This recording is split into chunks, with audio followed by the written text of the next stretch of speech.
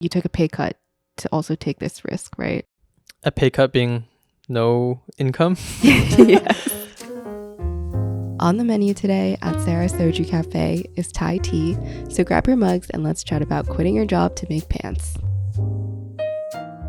Ba-ba-da-da! Welcome back, Soju Shotties, to another episode of Soju with Sarah and James. And me. Period. If this is your a billionth time coming back, thank you for coming back. And if this is your first time coming back, welcome. This is the safe space where we talk about adulthood, navigating the trials and tribulations of your 20s, 30s, and beyond. Hopefully our podcast will be still here in the beyond, but thank you for joining us. We're happy to have you. Thank you. Not you, the audience. Oh wait, can we address one thing from the last episode? Oh yeah, talk about it. You know, we were really humbled because we asked the audience to tell us how old we feel, essentially. Because the last episode was called "Are You Old or Is Your Mindset Old?" And we were like, how old do we feel to you guys when we talk? And we thought we thought they were gonna say something younger, but they're like, you guys are definitely older. I was like, oh.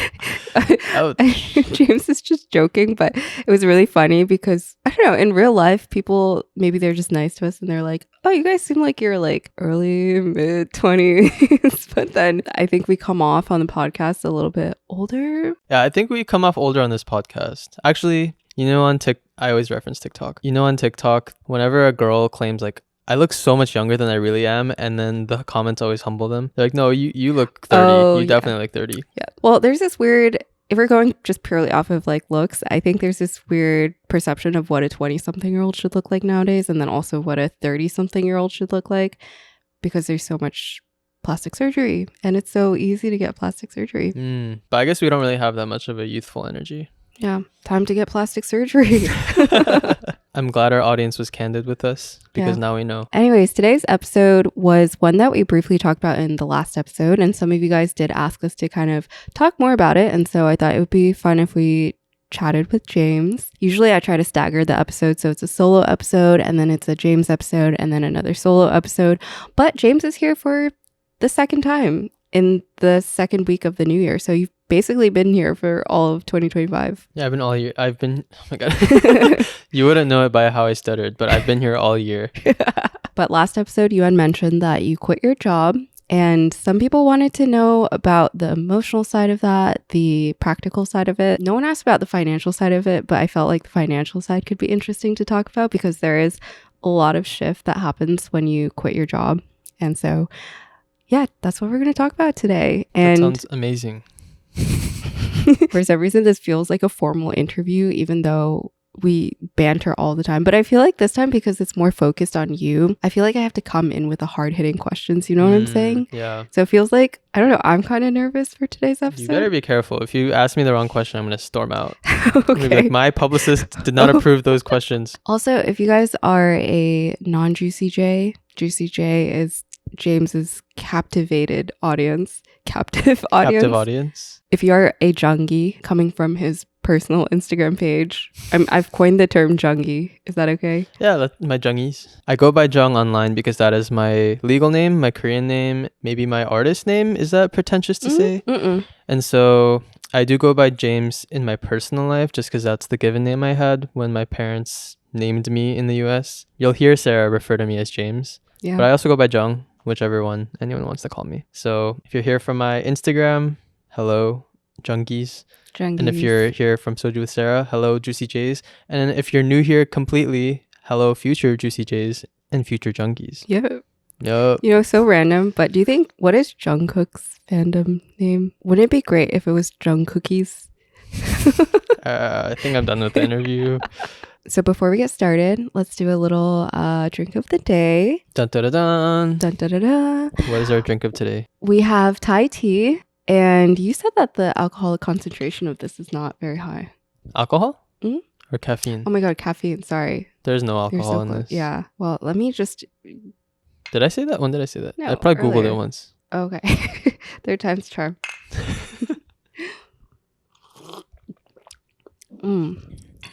Oat milk with tiny hints of Thai tea. It's my fault because I poured it. Milk. Yeah, it's just literally oat milk. Very quick outfit check before we get started. Outfit check. I should have worn something that I've made, But Yeah, for some reason I just didn't. Wait, you need to leave right now and change your pants into a pair of pants that you made. Should I? Yeah, the Okay, title is literally You Quit Your Job to Make Pants. Yes, exactly. We briefly paused this segment so that James may change his pants. However, if you guys notice, I did dye my hair, so it is a little bit darker now. It is semi-permanent, so it's going to fade out, but I am magenta. It's supposed to be red/violet. I've been thinking of going darker for the winter, and so I might just transition slowly into black hair again. But James is now back, and he's just sprinted. All right. Whoa. Before we get into the topic of today, shall we do a fit check? Okay, fit me up. No, yeah, you go ahead. Today I am wearing just my casual at home clothes. Once again, I've never prepared for these fit checks, and I feel like I've slowly regressed into just house mommy. Well, you look wonderful. Thank you. What about you? Fit check us. These pants are pants that I designed. This shirt is from a thrift store in Paris. Mm-hmm. Sarah helped me find this one. Earring is from my uncle. Hair by me. Wait, very quickly, do you want to show us your pants? Yes.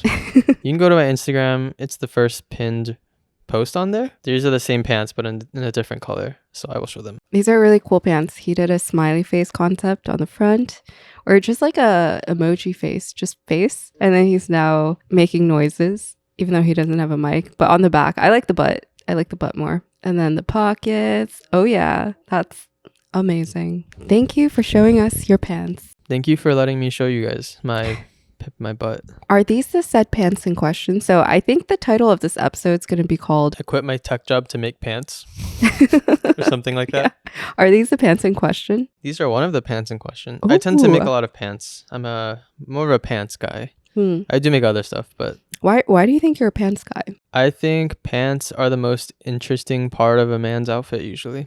Really? Yeah, I think you know the guy Wisdom K? Yes. He had a video recently where he was like, pants are usually like I forget the analogy he made, but it's basically the most important part of the outfit, because if you have nicely shaped pants, like the rest of your outfit will look good. But if your pants look bad, the rest of your outfit's like usually bad, you know? Oh. So I personally like focusing on pants. I feel like pants are like the undervalued accessory, or not even accessory, just like piece that carries. You know how a haircut carries for like men and shoes and the small things? Yeah. I feel like pants are like that. So before we get into your story and your whole quitting journey, for the Juicy J's out there who don't know that much about James, or even any of you who are coming here for the first time, James is a lovely, now full-time designer, creator, and then also ex-strategist and tech employee. But he's also my boyfriend and my partner, and we co-host this podcast together. But I wanted to open up the floor for you, and feel free to share whatever you want about yourself. It doesn't have to be your life story unless you think it's pertinent. I mean, feel free to. It is Is this like a job episode. interview? Tell me about yourself. And then you shouldn't go into all the details. Actually, yeah, it is. Hello, everyone. I am James, also go by Jung, because that is my Korean name, Jung Hyun. I was born in Korea, grew up in Florida, and now we're in the New York City area. I had a several year long career in How tech. long? It's several long. Oh my God. Isn't that self-explanatory? I had a several years long career in tech and have recently quit my job and gone more into, I guess, like freelance creative type of lifestyle now. So Yeah, funny enough, I feel like you've been doing freelance work more. Like I wouldn't categorize the ways you make money as like self-employment nor content creation, which is usually what self-employment looks like. Like you don't categorize me as either of those, like content or self-employed? Yeah, I feel like categorize whenever you as someone freelance. says, oh, now you're doing like full-time content, or I'm just kind of like, I guess I am, but it But you doesn't don't- feel like the Yeah. right label for myself. So I get it when people are like, I am a full-time creative. I know it sounds really, you know what I mean? Yeah, like it sounds very haughty to say that. It's like I'm an entrepreneur. It's which like, you are haughty, but ooh, a thank different you. type of haughty. Yeah, but it's like I'm an entrepreneur.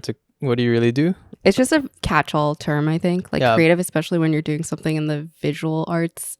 I think creative is Yeah. the term that you use. Right. So I get the desire for why people want to say that. I guess I am a designer and creator. You have a lot of hesitance when you say that. I don't feel I've earned it yet necessarily. Mm. For some reason, I feel like I need to like achieve certain big milestones before I can say I am a designer and I am a full-time like creator or something. what are those milestones? I know we haven't finished the little about section, but do you have like specific milestones in mind before you feel comfortable labeling yourself? I think on the creator side, I need to make money. I need to make more money. Yeah. To be a professional. Like actually make money from it. I've done like a few sponsorships, but I'm like, yeah, small time money versus a lot of other creators. So I'm like, I don't think I'm really a creator yet. To put that into perspective, what is small time? For some transparency, I've made a low 5 figures, very low 5 figures so far. Across your whole career. Across my whole content career. So I don't feel that qualified. Mm-hmm. I will say it's helped me float a little bit since I've quit. But it's like not, for rent and stuff. For right? rent and like barely covering that stuff. And on the designer side, I think I need to just, I don't know. I feel like I'm not immersed enough yet. I don't know what point I'll feel immersed enough. It's not that I don't feel confident in myself about my abilities. It's more just I feel like I respect the title of those things, that I don't want to just say that I am those things yet. You know? Yeah. Can I give my opinion? Yeah, go ahead. I think the point you'll call yourself a designer is when you actually have your brand launched, which is something that you're working actively towards. And that I think is a big signal for you that you are someone who creates and puts stuff into the world. It's like if you're an artist and you're a painter, but you haven't finished any painting yet, how can you call yourself a painter that way, right? Or That's feel true. comfortable calling yourself a painter. Yeah, I think it's that, and or being, I think it's just in general being paid to design, essentially. Yeah. It's like that's a mark of a professional, I guess. Mm-hmm. Whether that's designing for someone else or for myself, and I'm selling stuff, so I'm able to monetize it. Yeah, which is something we can get into, because I think there's a misconception that for you to quit your job, you must have things sorted out, which is something that I think is really interesting in your case, which is that you took a leap of faith with good intention and with a good, strong support system and also your own backup plan, but also you took a leap of faith without having everything sorted out to give yourself time to sort that thing out. So yeah, I think a working title for this was also, are you brave or stupid? My quitting story or something like that. Yeah, that's the backup title in case the first title doesn't work out. So you're like, oh, you framed it nicely. You're like, you didn't necessarily have it all figured out before you quit.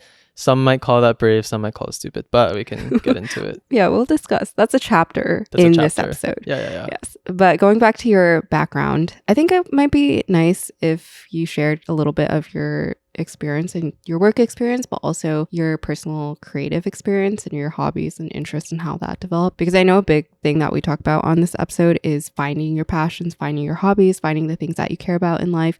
And I feel like you found it within the last couple of years, and that's a journey that some of us are on, or it's a journey that some of us have figured out, and we're also in that stage of taking that leap of faith or wanting to, asking for a friend. What friend?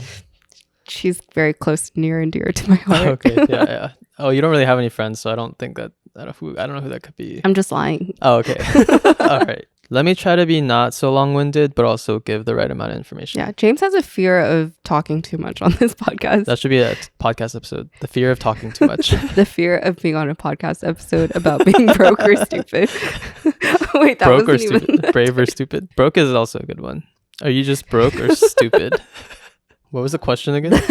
Your background. Oh, my background? Sorry. Yeah. I think for the regular listeners of the podcast, some of this story might be familiar, but I'll try to add in nuggets of new stuff. So I was born in Korea, moved to the US when I was 4. So, immigrant family. My dad is a pastor, and I grew up in the South. I think a through line through my story is a lot of just not feeling a sense of belonging and feeling some amount of commonality with everyone I've encountered and all the situations I've been in, but not exactly like I belong. I think that'll play into like the creative journey that I've been on too. But yeah, I didn't feel like I really belonged there in the South for a very long time. But then, fast forward to college, suddenly I'm in the Northeast in New Jersey, and I studied economics. I tried a lot of different things. I was like, could I be a philosophy major? Could I be an English major? Could I be like a public policy major? And I ended up doing economics because I was decent at it. And then it was just honestly a little like easy enough for me to fulfill the requirements. And I thought it was practical. So I did that for the 4-year degree. And then I feel like I've always wanted to be creative and had creative interests. So my biggest interests were always like listening to albums, like what are the new artists I can find? What movies can I watch? I did some photography in college, which is actually part of how we connected because I would just hit her up sometimes to like take photos and stuff. Yeah. So I'd always had like creative leanings, but never any like formal training other than I did piano. Oh, you're Every really good good Asian at boy piano, did. actually, yeah. I got to a good level of like proficiency, I guess, at it. But I think that's like most Asian people. So I always had a creative leaning towards, the arts. But I didn't really think of myself as someone who could necessarily do that, but I really wanted to do it. Yeah, if anything, I wanted to mention that James and I connected a lot in college, especially the summer before junior year, because we both were interested in creative stuff. And it's kind of hard when you're in college and it's all academics focused to find people that connect on that creative level. I think back then, photography was your primary medium, and like the medium that he would literally hit me up at like 2 a.m. We'd go to Times Square and get photos in Times Square, and then he would color grade them and then send it back to me, and it'd be like completely green because he's colorblind. Okay, look, I think I had some skills in photography, but if it was some unique color situation, it was really hard for me. I just remember because I'm colorblind. That's how I found out that you're colorblind. I was like, you sent me a photo that you edited, and you were like, does this look good? And I was like, yeah, if you have, wait, what was it? It's like if you're an alien or something like that. No, I was like, yeah, if you want me to look like I have jaundice, yes. Oh yeah, that is what you said. And then that's how I found out. But yeah, I do have color blindness. You've always been creative. I also realized you're pretty good at drawing, like for someone that never was interested in drawing. I never really learned how to draw. You have a distinct style. I have a distinct style. That's great what way it to is. describe it. It's like a handwriting style. Yeah, it's like a drawing style. Every time you draw me, it's absurd, but in the most unique, amazing way. It's like a comical way, yeah. But yeah, going into college. Oh yeah, and yeah, college. So, I did the 4-year economics degree. I think something I always grappled with in college was just, we went to a very preppy Ivy League school where everything is very traditional career-wise. So even though I had like inklings of maybe wanting to do something different, I didn't really know what that could look like, and that wasn't the culture there. So I don't think I really went into that more other than like maybe some free time in college. But at the same time, I feel like throughout my high school years and even in college, a lot of like the people I idolized were not types of people that our classmates were idolizing. Yeah. Maybe it sounds dumb, but like I was always listening to interviews of like Childish Gambino and like Kanye West before Kanye West got really weird. I don't identify with anything he does now. Yeah, this was 2015. Yeah, a long time ago. But back then I used to be like, wow, these multi-hyphenate creatives, like they're so interesting and making really cool stuff. And so those were the types of people I was really interested in. But in college, what I was studying for was just, different. It was just like the traditional stuff, which is fine too. So I went into the traditional path after college too because of that. I got a job in consulting. I started off in litigation consulting, and I very quickly, even before I started my full-time job, I was feeling like I probably wouldn't really enjoy the corporate environment, but obviously I wanted to give it a try, and what else was I going to do? So I started my consulting job, then I went to a tech job, moved to New York, moved to another tech job, and here I am. There was basically 5.5 years of working corporate that I had, and I don't know, the entire time I was like, I don't feel like this is the right environment for me, or at least I want to try something different. There's a lot of stuff that obviously that happened leading up to me quitting, but the gist of it is, the very corporate, traditional path, academic path for a long time. And then more recently, the last 2 years or so, I've been trying to pursue more of a creative journey. Yeah. I remember when we just graduated from college, I think you had aspirations of somehow making your career and your profession both a sustainable, stable source of income, but also something that you're passionate about. And I remember, I think you had high aspirations and hopes that your career would lead you down a path into an end career where you could be doing something creative that you were interested in. And I remember you were interested in something in the music industry back then. And there's not a lot of positions in the music industry, but I know that was one of the things that you wanted to do, which I think some of us get reality checks along our career that it's not the easiest to find something that you love, that is stable, that pays well, that gives you all the benefits and everything that you want. And I think that's where you're kind of like crossroads came about, which is you were climbing this corporate ladder or going even like horizontally climbing, right? Like jumping from litigation consulting to the tech industry, but then within the tech industry, trying to find your place there. When did you start actually investing in that creative side and also realizing that your career didn't satisfy your creative interests? I think I realized that my career wasn't satisfying my interests basically in life probably 2 years ago, like 3 years. It was probably 3 years into working corporate. I think the first job, I was like, maybe it's just this job that I don't like, so let me try a different job. Then I tried that one, the new one. Yeah, you took a pay cut for that too, right? Yeah, I was like, Oh, the first one wasn't so much like strategic, and I feel like I want something that's more strategic thinking. Yeah. And then I went to something that had a little bit more strategic thinking, but I just didn't enjoy that one either. So Yeah. I took a pay cut to go to that one because I wanted to learn. And Yeah. Actually, a huge pillar of what you used to tell me is that through your career, professional work that you did, you wanted to learn. And that was like the thing that kept you going, is if you're learning and doing new things. yeah, I was like, money will come. I want to put learning first and foremost, which Yeah. Do you still stand by that? no, you should just Okay. just put the money first unless you're super interested in that field. If you're not that interested in that field, you're going to Yeah. learn anyways, and you might as well make money while you're doing it, right? That's a brutally honest, but I think like good distinction to make, is if you care about what you're working on, then learning's valuable. But then if you're not, I think stability sometimes does supersede that. Yeah, and I didn't know whether I'd be interested in that work, and it turned out that I was not that interested in it either. Yeah. And then I did learn, but it's like, was that learning worth it? I could have just learned something else, something equally interesting for more money. Yeah, I think by the third job that I was in, which is my last job, I thought that was the most promising one. I thought that would be the one that I could grow the most in and feel the most like intellectually stimulated by. Yeah. But by like a year into that job, I was also like, maybe it's just this tech corporate environment is just not for me. It's just not the types of problems that I'm interested in. Yeah. To be quite fair though, like you had a hard time the last 2 years with your third job because there was so much like internal change with your management, and then also you ended up in a very bad situation with your management because they had you working like heavy overtime for the longest time, like a year plus, where you were working until like 10, sometimes past midnight, and you were not getting rewarded, not getting validated. In my opinion, you were getting gaslit with promotions and things like that. And so I feel like that was a very strong turning point for you as well. For a lot of people, doing creative work and also working a full-time job is a reality, and that's something that you should be doing if, you know, your creative side isn't necessarily paying the bills or other things like that. But I feel like your turning point was like that crisis where you were working so much for your full-time job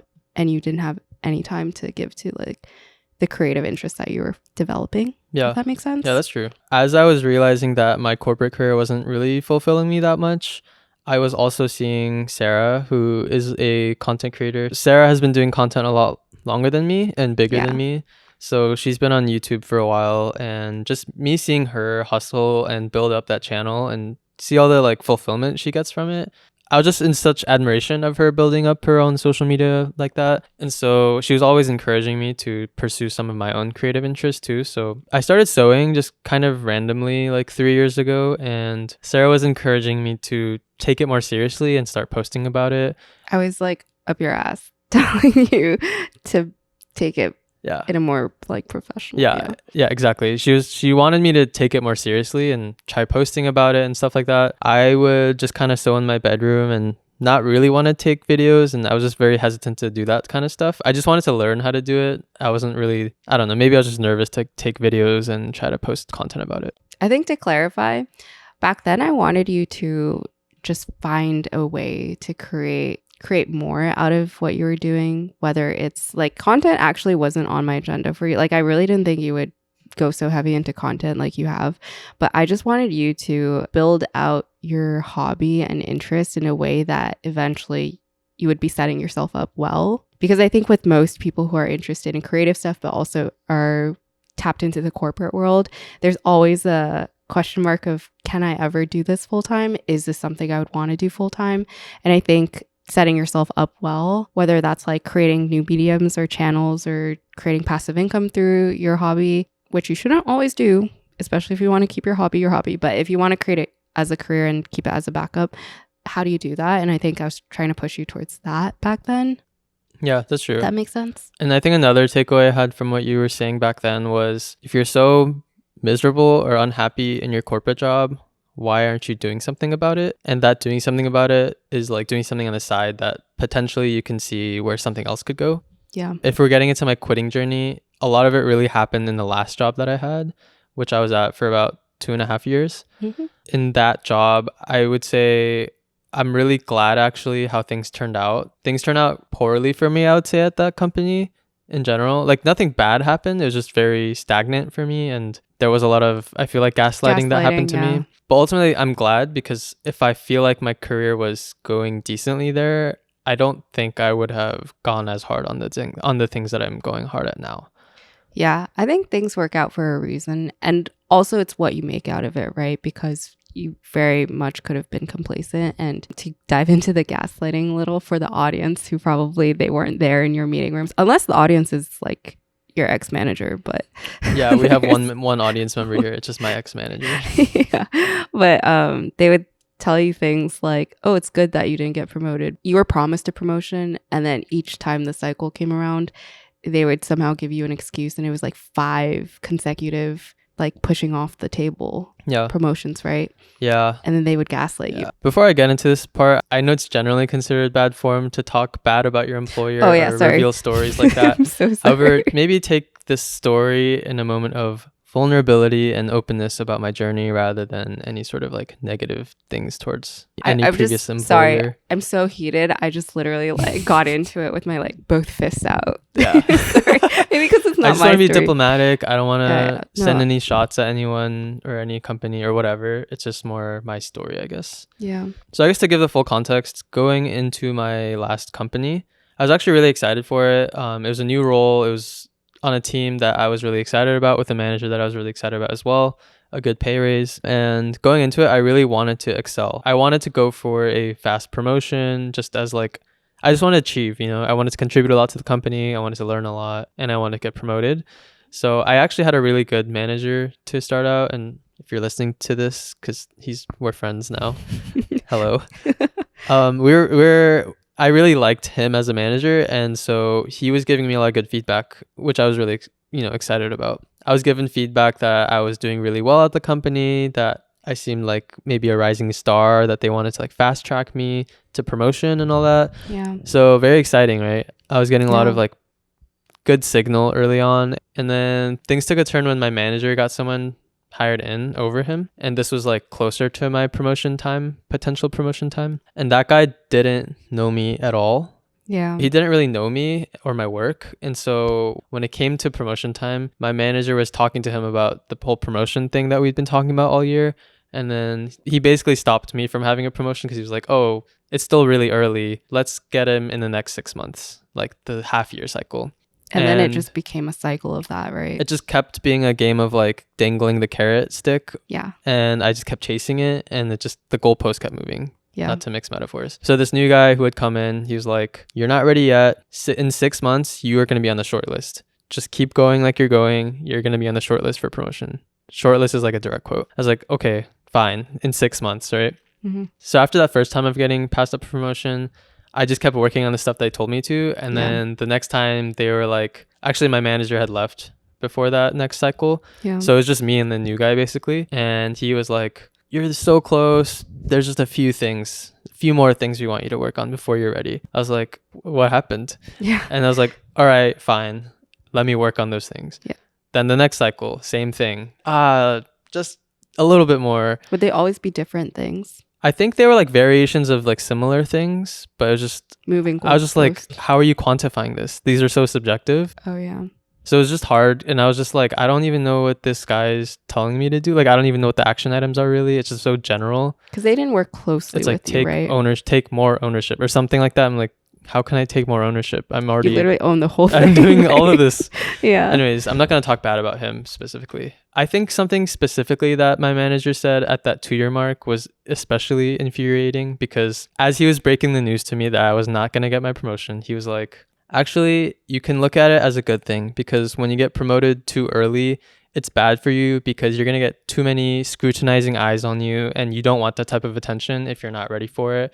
And so there have been so many people who get promoted too early, and then they get like terminated from the company eventually because they're underperforming for that level. Yeah. Which, like, fine, I'm sure that happens, but I'd rather get a promotion and a good pay raise. And so he was just kind of like gaslighting me into trying to make me believe that I should be happy about not getting promoted. Yeah. Also, not to be the overly supportive girlfriend, but you literally were working overtime all the time, and then you were also doing the work for this manager because they didn't know how to do some of the work, and you would always have to like correct it, fix it, and stuff like that, right? Yeah. So it's like crazy to me that they kept blocking you even when you clearly did deserve a promotion, and not even from like a subjective standpoint, just an objective standpoint. You are onboarding like new people coming on who are also at your same level, if not higher, and it just seemed like a very toxic environment, which I think happens in some corporate settings, especially when things shift, which is what happened here, like new management, reorgs, things like that. But I feel like that's like a shared experience amongst some people in the corporate space, which can be very, very discouraging, especially if you've been working your ass off at your job. Yeah. Thank you for those validating words. Of course. As a girlfriend, this is my role. And also, like, none of this is meant to be like a boo-hoo, woe is me kind of story. Obviously, at the end of the day, I was very privileged to have a nice corporate job. Mm-hmm. It's just kind of it's just the story of my career, I guess, and how it relates to my quitting. But anyways, I think by the second time that I had gotten passed up, I kind of emotionally turned off a little bit from being hurt by the lack of promotion. I was like, I see where this is going already, because if he's done this twice, I don't think he's gonna care for my career that much, right? Yeah. To advocate for me next time. So while I was getting passed up for promotion, I would say last year, maybe a year and a half ago or so, I decided I wanted to take the sewing side of things, the creative side of things, more seriously. I'd been doing that as a very light hobby, and then through a lot of like working with myself and kind of grappling with what I want in my life, I was like, let me try to take this other thing seriously outside of my work time, because my work stuff wasn't going as I wanted it to. So because my work stuff wasn't that ideal, I turned more to my outside of work stuff, and I was building that up concurrently, especially during 2024. I was seeing a lot more exciting signals and milestones from there than I was seeing, honestly, from any point in my corporate career. It's like so exciting to see designs and videos that you make go up, stuff where you're like kind of scared of something that you put out, but it's like, I feel like I'm being really, really creative, or more of a creative person than I have ever been. And then getting some sort of validation for it felt really rewarding. Not to mention the people that you meet through that, right? Like you instantaneously find your people when you put yourself out there like that. Oh yeah. To bring it back to my earlier point about like a through line throughout my life has been not feeling like I quite belong. Definitely in those corporate environments. I know part of it's like there's professionalism within work, right? You're not going to connect with everyone because a lot of people are being buttoned up versions of themselves.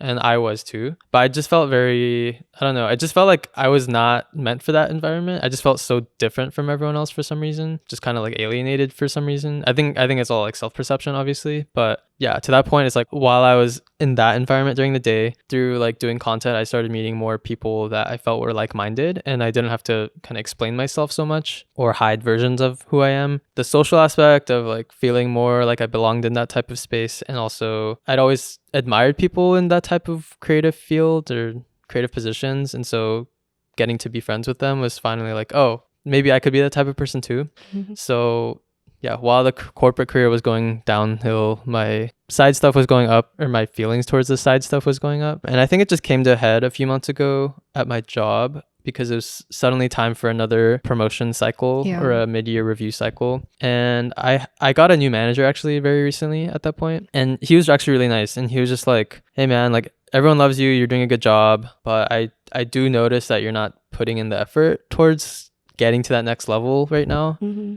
And he was like, that's okay. You don't have to get promoted. You can stay at this level right now. You do a great job at it, but you don't seem like the type of person who wants to just coast and just stay in the same level for a few years. So he's like, so let me know what you want to do. Our mid-year check-in is next week. Like we can have a candid conversation about what you want for your career, and we can try to like see what makes sense for you. And I think he was really nice, like willing to introduce me to another team, but I kind of knew what the other teams were and I'd already worked with them. I just didn't see myself wanting to do that type of work. And I was also like, I don't know, the job was like always very demanding. And so there's no point at which I could just kind of like shut off or coast or anything. And I also like silent quit. Yeah, I couldn't quite quit. I didn't also want to leave my job on a note where I was like slacking. I didn't want to slack so much and just ruin my goodwill with anyone. So I kind of just decided it was time that I wanted to just quit. There was a lot of like mental buildup and confidence building I did to get to that point. I feel like I maybe haven't expanded on that much. So maybe to other people listening to this, they might feel like I just made such a hasty decision. Sarah also helped me a lot. She kind of gave me the permission to quit, honestly. Like without her okay, I don't think I would have done it. But I she was was the one that recommended it, right? yeah, she was like not pushing me towards it, but kind of like letting me know it's okay to do it. Actually, I was pushing you for like one week period. I was like, no, you should totally go in on your creative thing. This will like be so good for you. And then the next week I was like, wait a second, we do have rent to pay. And then you were like, and then I was like, wait, it's too late. But then I was like, but do what makes you, you know, happy and content. Do what like supports you know, your livelihood. So yeah, he asked me what I wanted to do with my career. Yeah. And I came back to that conversation a week later. And I basically told him that I did want to leave the company. And I didn't really have quote unquote plans like for a new job or anything. And yeah, now I'm here just kind of full time figuring it out, trying to make it happen into a creative career. What were the early signals of, because obviously quitting is a big decision. You're foregoing like a stable income, you're foregoing health benefits, you're foregoing a ton of different things. What were the signals that you leaned into when making that decision, especially with your creative work? Because at that time, if we're being transparent, like you weren't making any money off of what you were doing. And to some people, that might seem like a huge risk and something that is really scary to lean into when you have no signals of like the physical value of it. Like the money aspect. Mm-hmm. Yeah, I think first and foremost, making that sort of decision is like a really privileged one. Like most people can't make that decision. The reason why I felt okay making that decision is from the moment I got my first paycheck after college, I started putting away a lot of my paycheck because I always had some inkling that I might want to quit my job and do something kind of non-traditional for a year. I thought maybe I could take like a gap year 1 year or try some artist life or a graduate school program out. And so yeah, ever since my first paycheck, I've been putting away money into my savings in case I wanted to do something like this. And so that itself comes with a lot of privilege too. I guess if you don't know me and my financial situation, I think the first place someone's mind goes to is like, oh, he's a Nepo baby, or like his parents are rich. Mm-hmm. My parents are very much not rich. My parents are custodians. My dad's a pastor, but also a custodian. That's so funny when someone commented that on your video. You didn't even mention that you were like, quitting. I had a video like, reviewing. I was like reviewing my 3-year sewing journey, and I was just going through my every year of like sewing, like sharing your hobby. Sharing my hobby and my progression in it. And then someone was like, something about must be nice to be a Nepo baby and get to do this. And I was like, what? First of all, you're like working while doing this, and like that is so far. So I just commented back, my parents are custodians, lol. Anyways, yeah, my parents are obviously not wealthy. I just put away a lot of money for a long time through my corporate job in order to do something like this for a year. And I think my logic was also that a lot of people are going to like business school and graduate school now from college. Yeah. And so I was just kind of like, maybe this is kind of my business school year, my gap year kind of thing to try something for myself and do something more creative. Mm-hmm. Yeah. And I feel like I was just getting consistent small wins and milestones on the content side and the designing side that I was like, I think now is the time, because newsflash, we're not 21, even if we look like it. We look 21. And I was like, I'm not getting any younger. 2 weeks. I don't want to be, 2 weeks from 28. My birthday's coming up very soon. We'll do a birthday episode. You'll recap the last 2 weeks of being unemployed. Oh yeah. Since this episode. Yeah, that'll be riveting. I'm not getting any younger. I'm almost 28. Like, I don't want to be 30 and then be like, what if I did this earlier? Or what if I tried something more non-traditional earlier? And so I was like, I think the time to do it is now before it's too late, you know? Yeah. So maybe I see this more and more, but on social media, the term adult gap year is becoming more and more common. And I think that's what a lot of people take before their 30s when they want to try something out for themselves, like a year dedicated to some passion project, some venture, some business that you want to start, and see how that goes. And I think it's not good to be like, oh, I can always just go back to whatever I'm doing, because that does require work, and it's not just like, oh, I could just hop back into where I am. But I think there's a lot of like direness sometimes when you think about leaving your job because you feel like you won't get that back. At least I know for me, my mindset's like, oh, if I leave my job, maybe I'll never get back into the company. Like maybe I just will not be smart enough to pass the interview this time around because it's at a higher level. And there's a lot of like overthinking that can happen. But I think before your 30s, before you have kids, allowing yourself a gap year is not necessarily a bad choice. And I think to anyone out there that might be a little critical or skeptical about making decisions like this, obviously you do need to think about decisions like this. You do have to have some amount of like savings and backup plan in case things don't work out, but you should never deny yourself the ability to try something. I think that's something that I live by and something that you live by. So just an intermediate disclaimer, and also that I'm very proud that you took that leap of faith and that you're on your path right now and like working towards whatever you're working towards, whatever pants you're working on. Thank you. To tie it back to the title, because I keep forgetting that the title is about pants. About and so pants. I feel like this episode should have more pants in it, but pants related stuff. Yeah. Hey, welcome to Sarah's Soju Club. What's your number? Welcome to our 2025 leveled up intermission segment. We're serving up some sultry vibes today with this lighting. James had a great explanation for it because, I don't know, I just want us to have a little more fun this year. And James said, if during the episode is Sarah's Soju Cafe, this is the bar where we go to after it. Mm-hmm. To eat, or drink, I guess intermittent it. And indulge. In the middle of it. Oh, Yeah, to drink, take a dip. Eat, indulge, take a dip on the It's like finer side of life. It's like a happy hour, you know? Yeah. Sarah's happy hour. Yeah, Sarah's happy hour. Yeah. Today, in celebration of James quitting his job, but also James's almost birthday, I got him a little cake. Cake. If you guys are new here, intermission segment is this little bit that we like to do in the middle of the episodes. And we usually try a fun snack, something that we haven't had before, or maybe it's something that we have had, but it's just a little more unique or something that we just really love. And it's kind of a mukbang, essentially. And sometimes we do drinking games, but we haven't done a drinking game in a while. But since James's birthday is coming up, we got a little Japanese cheesecake, and I'm going to light it so you can blow on it. I love blowing on things. Digital footprint. People should tell me what to wish for in the comments retroactively, because I'm already going to wish for something. Okay, thank you. All right. Happy birthday to you. Oh no, we don't need to do that. Happy birthday to you. Is this like the hot pot? That's what they do at hot pot. Woo! Cheers. Cheers. Itadakimasu. So good. What do you think? Give it a rating. 10 out of 10. It's so good. It's so like soft and it kind of melts in your mouth. It's just so light.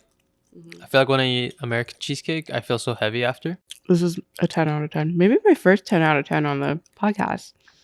I feel like that has to be wrong, but this is delicious. The adult gap year thing. Yeah. I feel like right after I quit, when I was telling people in our personal life, I was always framing it like that, like a gap year. Yeah. Like, oh, if I need to go back to work, I'll go back to work. My mindset though, like deep down is like, I don't want to go back and I shouldn't try to go back. That should be like my last resort. And then I think when I was telling someone else this was someone I had just met. And he is a full-time creator and does full-time like kind of creative and entertainment stuff. Like relatively pretty successful. In the entertainment space, yeah, pretty successful. And I told him that spiel. I was like, if I have to go back to corporate, then I will. And he was like, if I can give you a word of advice, I did something similar to you 10 years ago and I was telling people the same thing, and things only really started to pick up for me when I let go of the mindset that I had a backup plan like that and that I had to make this work that I'm doing right now. And that resonated with me a lot because I felt like I was giving a cop-out type of answer, like, oh, it's not that serious, like, don't judge me, I don't want to be cringy and say that I'm trying to make this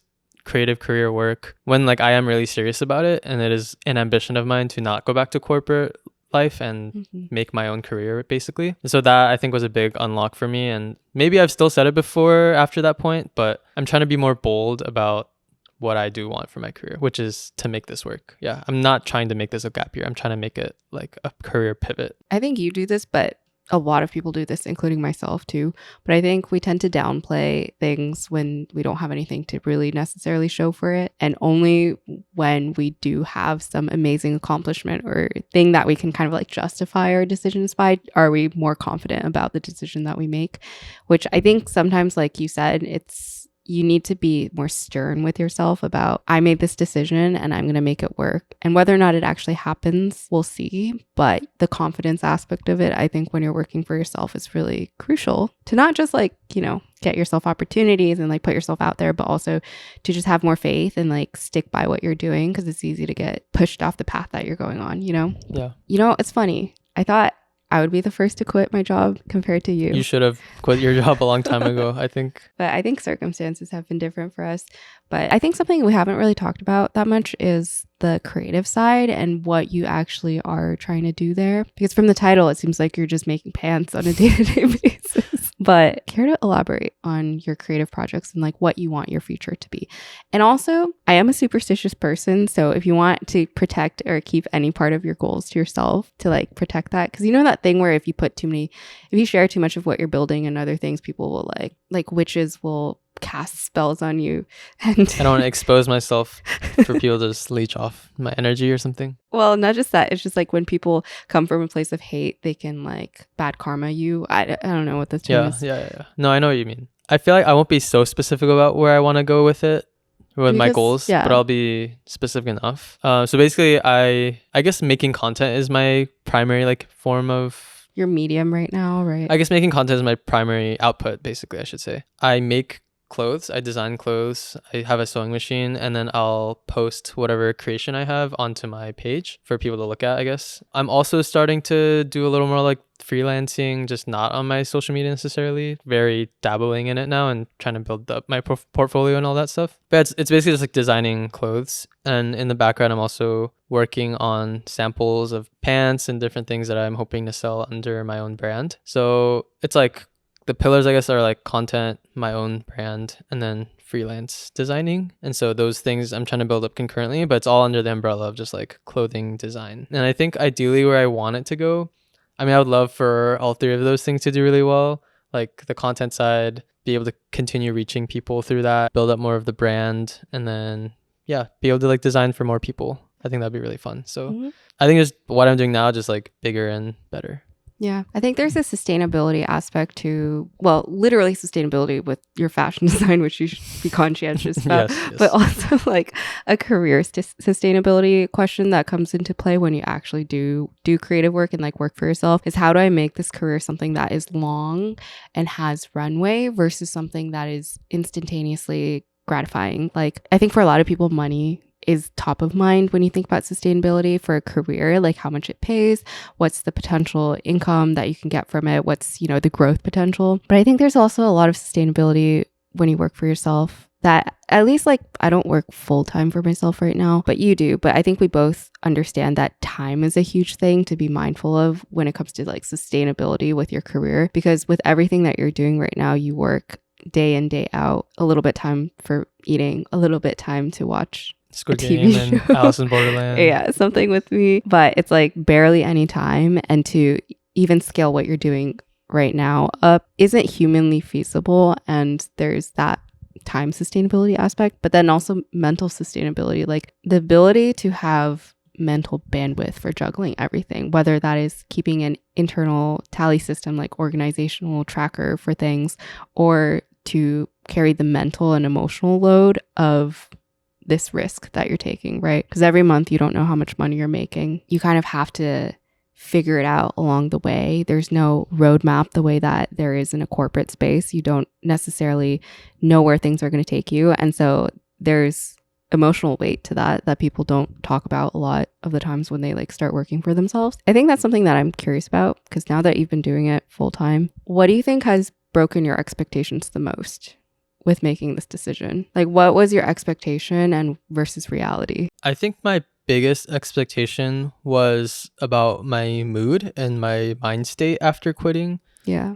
I thought I was going to have a lot of my mood lifted and a lot of the weight lifted off of me. And there was definitely some aspect of that. Like, I really, towards the end of my job, was really resenting it and not enjoying it very much. So there's a lot of weight on me from that. So I feel like around the home, I wasn't as pleasant to be around, because I was just always thinking about how much I disliked my job And how am I gonna keep up with my sewing projects and making videos while I'm still having to work like crazy hours? Yeah. After I quit my job, it was like a new type of stress. And now I had the stress of, okay, now I don't have a consistent income. Let's make it happen for myself now. I had like the 24/7 stress of like, if I'm not working, if I'm not finding ways to make money right now, what am I doing? Yeah. And I think that stress was just a new stress basically. If I have like a stress tank before and after quitting, they're like equally full. Yeah. And if I had another tank that was like pleasantness to be around, it was like empty. And meanwhile you throw our like literal like state move into that tank. Yeah. And then we moved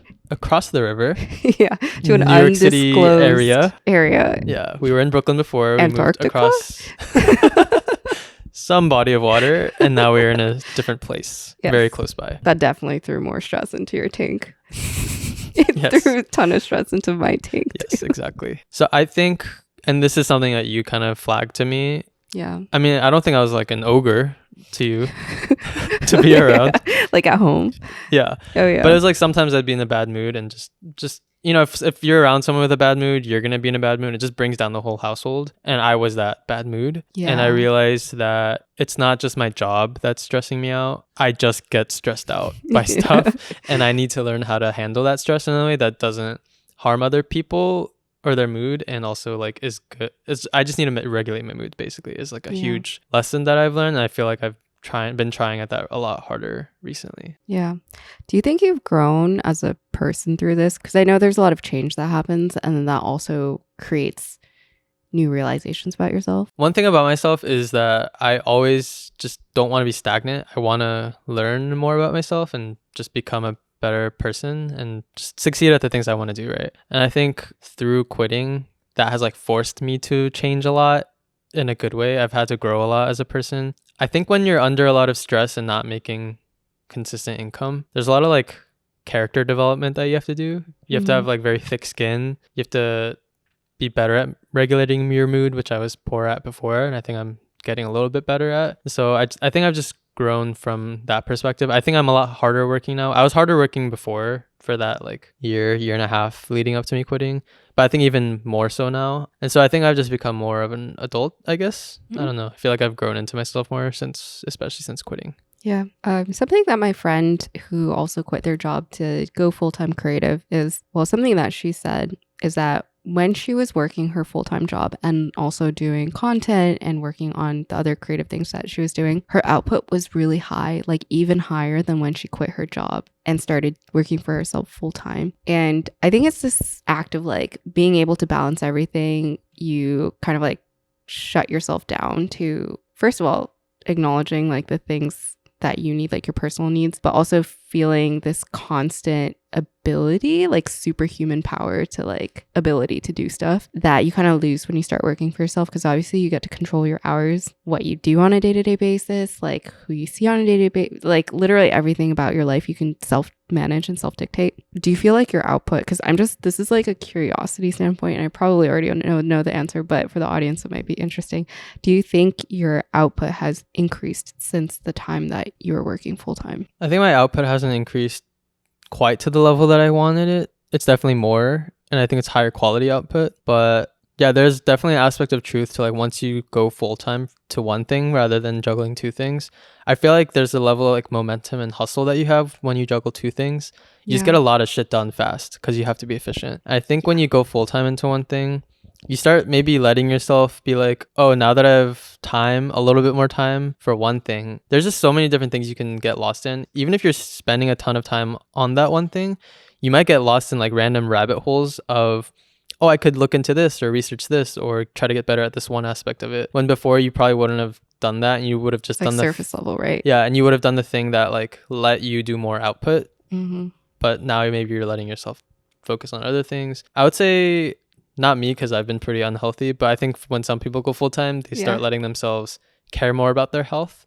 So they'll fill up some of the time like working out or Yep. cooking better and spending time doing that or whatever it is. And that's how they end up filling time in a way that they didn't expect that they would have less time for the new thing that they're jumping into. There's a lot of life that you can always fill in the gaps for. Yeah, exactly. Everyone has gaps in something. And once you have more time, you start finding ways to fill those gaps. And then you forget, not forget, but, just like feel the ability to like fulfill more things in your life. Yeah, for sure. Yeah. So I think my output is definitely better than when I was working 2 jobs, but not nearly where I want it to be still. Yeah.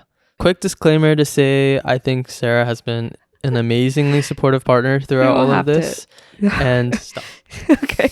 Oh my Stop God. it. Do you see the attitude he carries around this household? And these decisions just, they don't happen in a vacuum unless you are a Dyson. Sorry, that was bad. Dyson. It doesn't happen in a vacuum unless name you're our kid Dyson so that he's unless you're single. None of these decisions happen on your own. Like obviously if you're with someone, these are discussions that you have with them, and Sarah's been very amazingly supportive throughout all of it. So like none of this really would have ever happened without her. So just want to thank her. Thank you. Thank you for becoming a billionaire in 10 years so that I can just stop doing everything that I'm doing. Yeah, that's the condition. The why condition it's for okay him me to quit was that go he would have full-time to doing be a this stuff. billionaire. I will become a billionaire. Only $1 billion more dollars to go. One topic that I wanted to, I guess, preempt. I feel like there's some number of people watching this who are probably like, who does this kid think he is?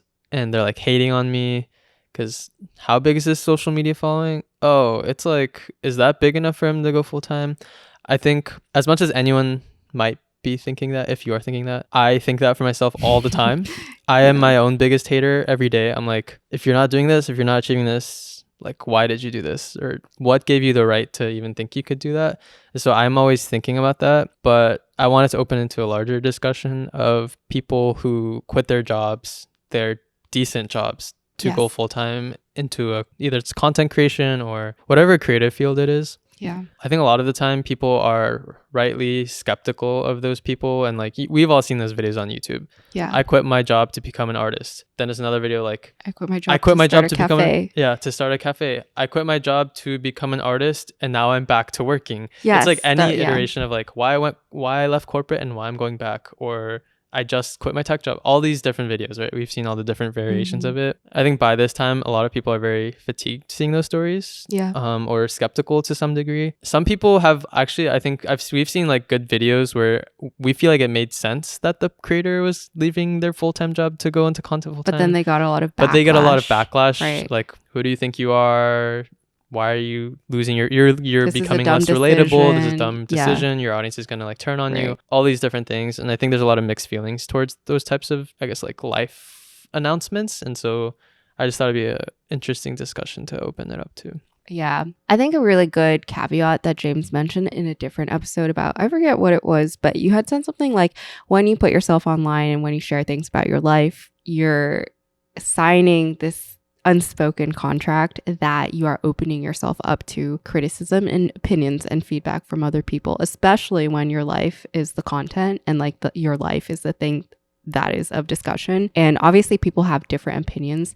I think something that I notice a lot online is people don't treat who they see on the screen as an actual human. And I think this happens in life too. It's like if you're familiar with someone or a friend or someone that you've known since childhood, if they deviate from what you know them to be, it's a little bit jarring. Like they're making a big change, and from the transition of like corporate to artist is like a huge change, right? And not everyone has the same mindset around things like corporate stability and what you should do in your career. And I've gotten so much flack in the past about how I'm treating my job, what I'm doing in my job, people making assumptions about how much I work, which is crazy to me. But I think inevitably with that kind of controversy and like putting yourself online, there's gonna be hate. And I am gonna be the devil's advocate here. My opinion is that there's this trend towards wanting to hate on someone for quitting their job just because there's been examples in the past of people who quit their corporate jobs to go full-time influencing,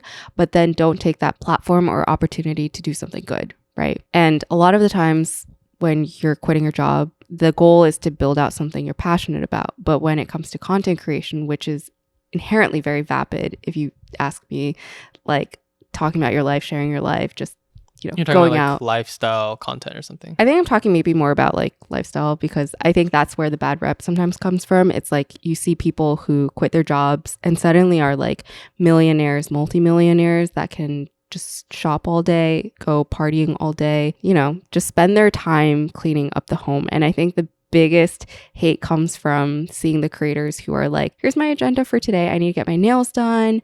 I need to drop off my laundry. I need to walk my dog. I need to like write down some stuff and journal. And maybe that's a little bit of a ramble, but I think that's where the bad rep comes from. But I think it is unfair to criticize every person online that decides to quit their job, because everyone has different reasons and not everyone's a Nepo baby, but the underlying leap that people might make is that, oh, you must have money and that's why you're quitting, which is very far from like where you are. Again, I wish I had money like that. Again, you are $1 billion away from our goalpost, but we will make it there.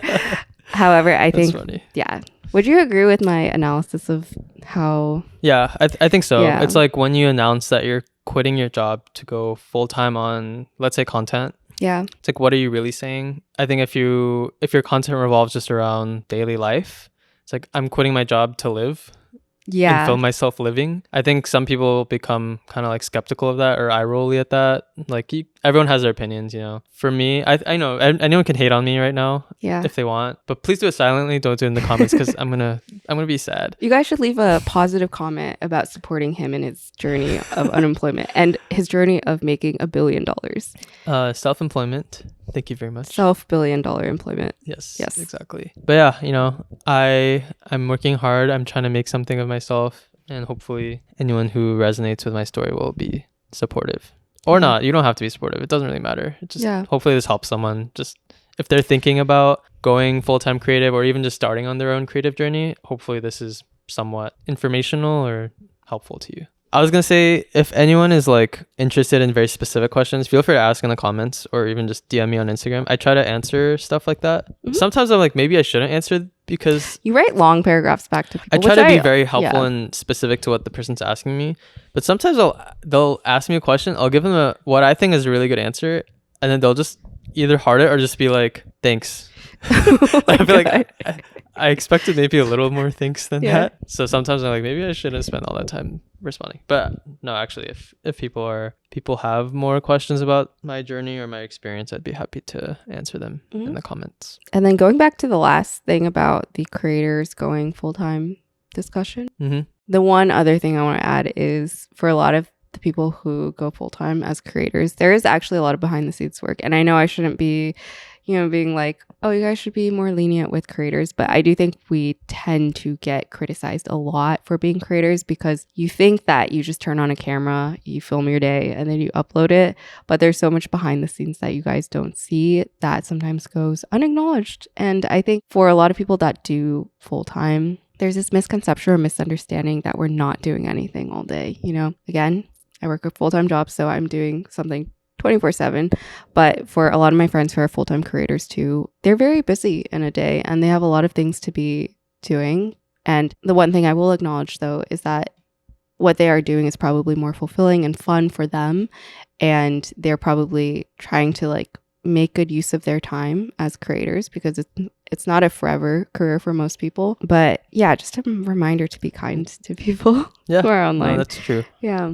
I have 2 more points I want to make. Make it. One, I do want to talk about the point earlier about like, I don't feel like a creator full-time. Like it's weird for me to say I do like content creation full-time just because it's like a mixed bag of what I do. Yeah. I do want to like frame it more in the sense of like, I feel like what I'm going through right now is like a career transition, a career pivot, not towards like content creation, but towards like design. And I feel like content is a tool for me to get there. And it's a stepping stone, right? It's a stepping stone, but also like content in itself is great.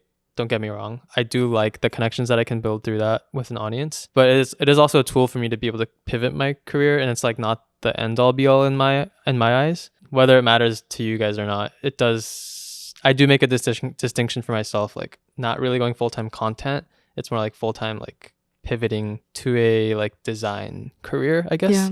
And then the second is more of a question because we've talked about my quitting journey and how we're surprised that I quit before you did, because if we're being honest, you had much more of a case to quit before I did. Yes. Are you going to be quitting anytime soon? I feel soon? targeted because think my coworkers also listen to this podcast. Mm-hmm. So I don't want to, I think this has come up a lot. I've told myself I was going to quit my job 3 years in a row at this point, and I've seen multiple friends go through it at this point. And it's a hard position for me to be in because obviously coming from like the background that we come from, stability's always been important. And it's hard because I also love the team and the people that I work with and the work that I'm doing. And I feel like I'm growing too. There comes a point when you're doing creative work. I don't like labeling the work that I do as creative because I know there's the discussion around what is creative versus what is content. However, I find myself also a creative person. And if anything, I feel like 2024 is a period where I tapped into new creative hobbies. Like pottery is a huge one, something that I completely have not been able to touch in the last month and a half since moving and since juggling everything that I'm doing. But I've been telling myself this the last couple of years that I'll give myself a chance to try out my creative journey. And the time feels like it's gonna come soon because there comes a point when you're doing everything that you have to make a decision to go full force on one. Otherwise, you're doing a mediocre job at everything that you're doing, especially if you're progressing in that, right? Like in my corporate career, how can I, work overtime if my overtime is working on content, right? But then how can I do more for my content or really like dive into those little specific niche cool things that you were talking about earlier that you start discovering when you have the time to, when I don't have that time during the work week. And I've never given myself a chance. And that's the thing that I slowly am feeling like I'm going to regret more and more if I don't give myself the chance, especially with this podcast, because prior to this, I think I didn't have a purpose really with my content. And for me, I felt like if I'm just quitting my job just to share my life, then what life is there to share if I'm not working and I'm not, actively doing something with myself? Not that there aren't other things I can do with my life, but I also want to make sure that I have a path to go down. But I feel like with a podcast, there's so much on that list of things that I'm just not humanly capable of doing when I have a corporate job. So on that list is making soju mugs for you guys, which I need to find a new pottery studio. You could also, after I ask that question, you just go beep and then cut. Well, I don't want this to go up. I know. It's literally such a touchy subject. No, I know. But let's just say, because these episodes get now on average like 4K, 5K views, that let's assume that nothing, this won't watch it's gonna get like 1 million views or something. I'm kidding. But anyways, yeah, I think as much as I want to push through and do everything, which I've been doing the last 5 years, my mental health can't take it and my body can't take it. And for me to quote unquote level up and do more things with even the podcast itself, I just can't humanly do that without letting go of something. And I think that's the nature of life, right? Like you have to let go of something to bring something else in.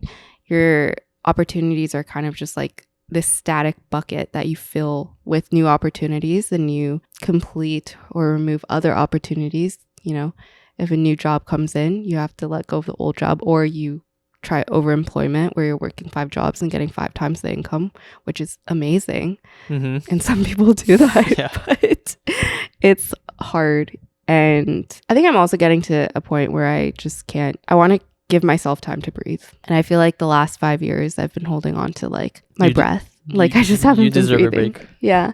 I think a lot of people, if you quit, I'm going to get flat. There might be some haters, but I think a lot of people will be like, it's about time. Like, you think so? I think a lot of people will do that. Yeah. You never know. Because it is about time for you. You never know. Yeah. I get really nervous around my main channel audience because they're from so many different eras of my life that I don't really think people understand me enough, especially when a lot of my content pillars have been around my career. To let go of that feels like I'm letting go of everything that I've worked towards and built up. So yeah, we're getting really emotional and sappy. I haven't even you should paywall this section. Honestly, I probably should, because I don't want you don't have to include this. If my manager hears this, he should pay for this content. Which on that point, some of you guys might know this, but I have been draining money for this podcast because I love to pay the people that we work with. However, we are thinking of starting a Patreon, but for the Patreon, we were thinking of the tiers, and I like the idea of like the Sarah Soju Cafe because in the intro we do the little menu and the drink of the day. And I was thinking a fun name for the free tier would be espresso shotties. But we wanted to get your opinions on what the paid tier should be. So I think there's going to be 2 tiers, but one of the options was the 12-ounce espresso shotty or the 36-ounce espresso shotty. 16 ounce. Oh, 16 ounce. Or we were thinking of the shotties. So espresso shotty, double espresso shotty, or triple espresso shotty. So help us with the naming if you guys have any opinions on that. And yeah, now back to the episode. That was a really long Yeah, give us some ideas and feedback on the Patreon tier names. Yes. Yeah. Also, the one last thing that I wanted to briefly talk on, because I know this episode's getting kind of long, but I wanted to talk about finances. We did do an episode about the emotional side of finances, especially with family, navigating that when you're early on as an adult, the feeling of earning money for yourself and spending that for yourself, which you guys should go check out if you haven't watched that episode yet. But we also wanted to talk about finances again for a more practical side of finances episode, so like a part 2.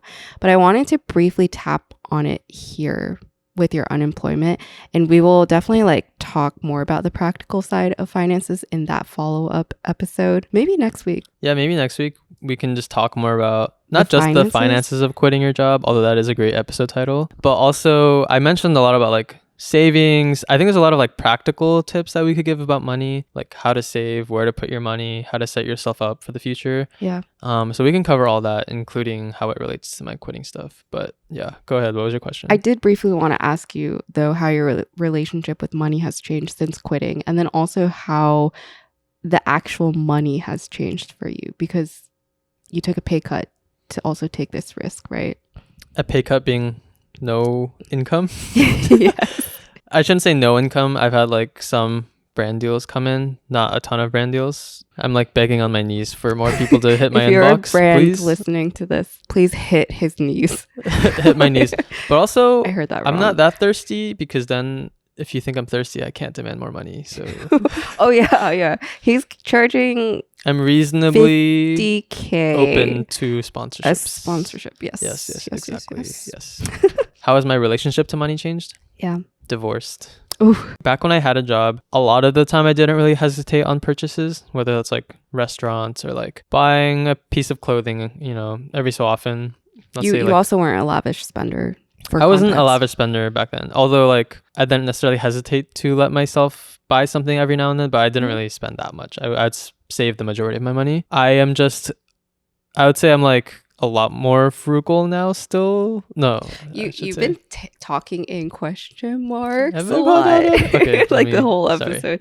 I think you're just not confidently sharing. Yeah, because you're worried maybe I'm a little perception. nervous about how I'm coming off. Yeah, which is fine. I think when you share stuff online, that is, you get worried, especially when you're being so vulnerable, which I really think appreciate. It's just a very vulnerable episode about literally me, my life. This is a new side for the Juicy J's that know you. I'm not the strong, masculine father figure that you guys all know. I'm a person too. This is where I'm showing me the fullness of me. You're very full. Thank you.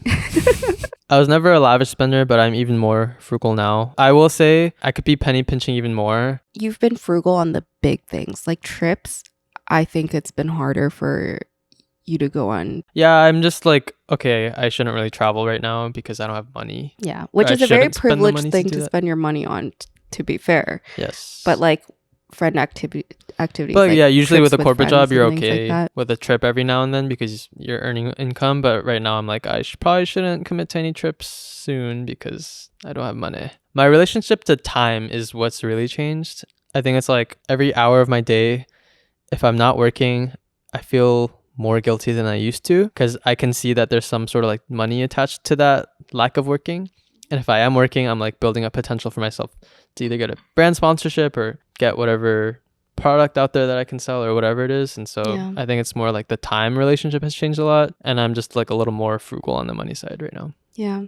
I think that makes sense. Something I've been trying to drive into his head is that even though now time is money is like really literal for you, you shouldn't let go. And I'm a hypocrite when I say this because I know I spend all my time working too, but you shouldn't let go of like the important things about your health, your happiness, anything that will, you'll regret going back to the substance in that movie, whatever you sacrifice now, you will eat up later. You got to respect the balance. Respect the balance. Thank you for sharing that. I think we'll get into the finances a little more next time when we talk about the practical side of finances. Yeah, we can talk about that. Yeah. In the next episode. There's still so much to share about this, but there's still a lot within this journey that I feel like we didn't talk about, but it's getting long, so yeah, we can share more in maybe another episode or something. Another episode. I'm sure you'll share more as we talk about other random things like Timothée Chalamet. What about Timothée Chalamet? I don't know. I thought we could just talk about him for one episode. Yeah. The episode will just be called Timothée Chalamet. Timothée Chalamet.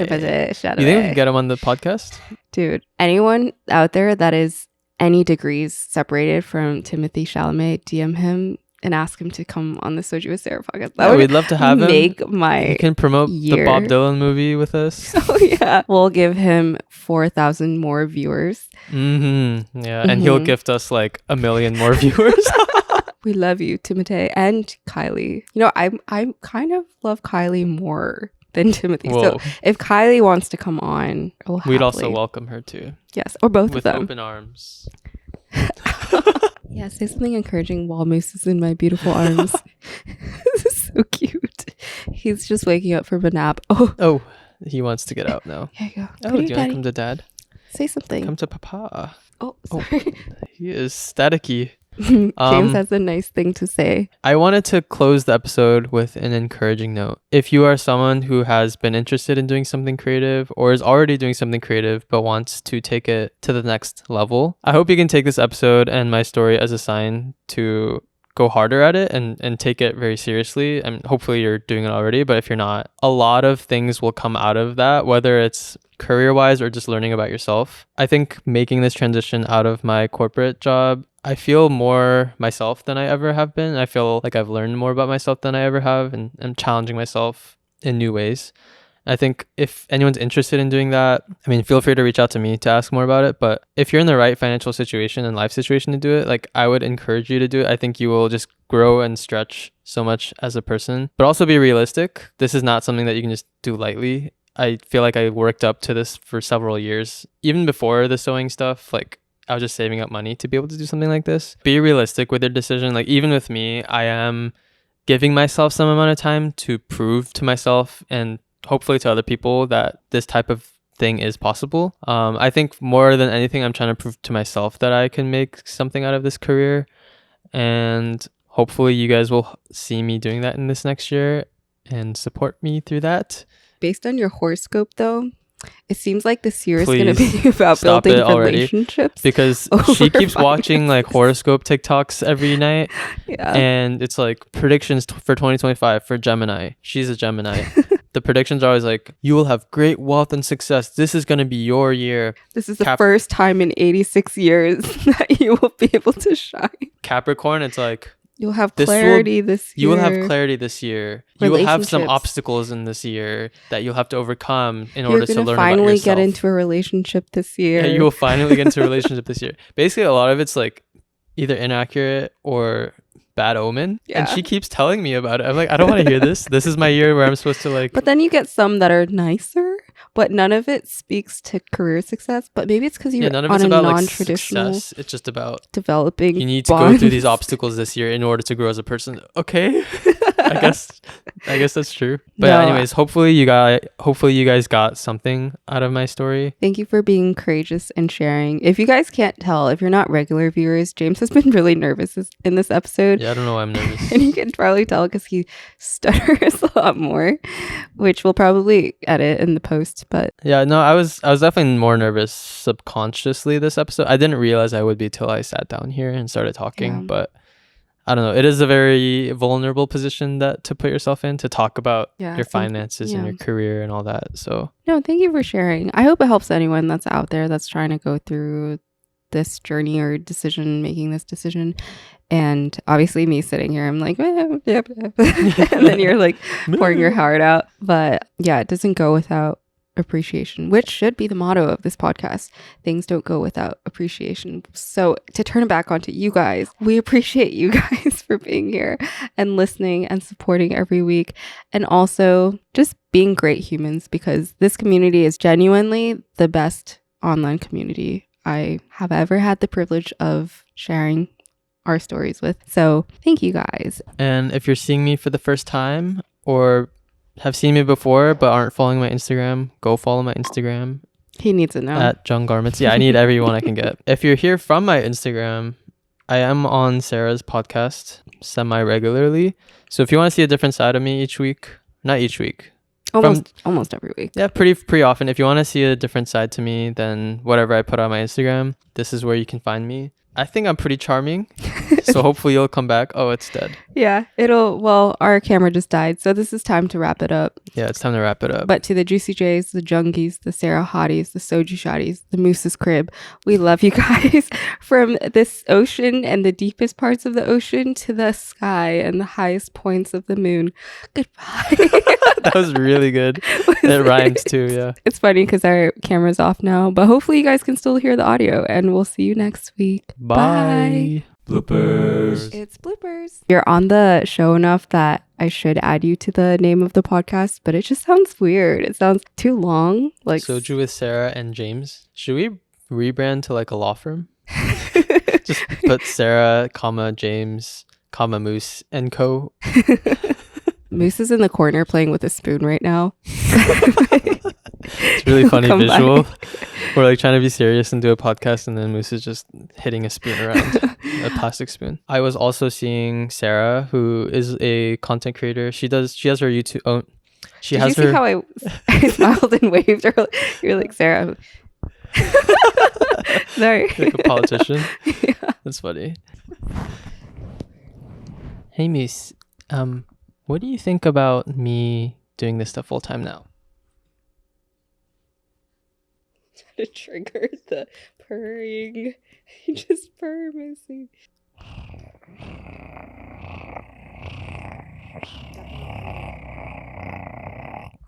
Sounded pretty good, right? Yeah, that's it.